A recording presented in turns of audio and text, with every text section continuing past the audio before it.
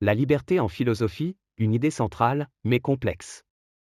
La liberté est l'un des thèmes les plus discutés en philosophie. Elle touche à la morale, la politique, la métaphysique, et même la psychologie. Il existe plusieurs conceptions de la liberté. Liberté comme absence de contrainte, liberté négative. Être libre, c'est pouvoir faire ce que l'on veut.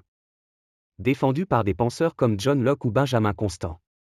Ici, la liberté est définie comme l'absence d'obstacles extérieurs, ne pas être entravé par une autorité ou des lois arbitraires. Liberté comme autonomie, liberté positive. Être libre, c'est se donner à soi-même ses propres lois. Idée développée par Rousseau ou Kant.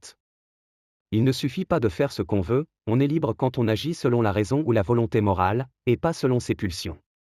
Kant, la vraie liberté est la capacité à se soumettre à la loi morale universelle. Liberté et déterminisme, problème métaphysique. Sommes-nous vraiment libres, ou tout est-il déterminé par des causes, naturelles, sociales, psychologiques ? Spinoza, l'homme croit être libre, mais il est déterminé par la nature. La liberté, c'est comprendre cette nécessité. Leibniz, Hume, Nietzsche abordent aussi cette tension entre libre arbitre et déterminisme. Liberté existentielle, liberté radicale. L'homme est condamné à être libre. Sartre. Selon Jean-Paul Sartre, l'être humain est libre par essence.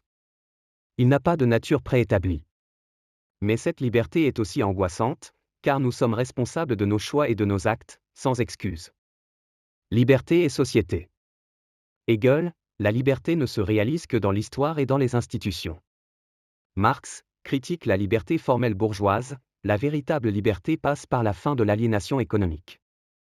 Auteurs incontournables à consulter.